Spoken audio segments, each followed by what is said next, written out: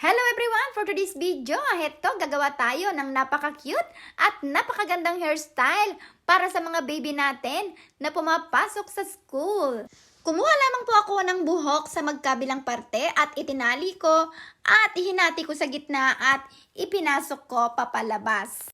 At pagkatapos pinagsama ko po, hayan, tinali ko po ng rubber band para pagsamahin sila.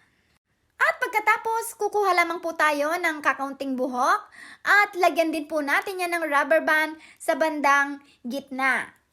At pag nailagay na po natin ang rubber band, hahatiin lamang po natin yan sa gitna. At pagkatapos, ipapasok po natin papalabas. Ayan. At pagkatapos, ilalagay po natin doon sa gitna, hihilain natin pababa. Hayan, kita mo, nagkorting puso po siya. Ang ganda-ganda, di ba? Ang cute-cute.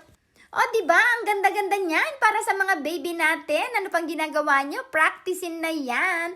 Maraming salamat po sa panonood ng aking video hairstyle.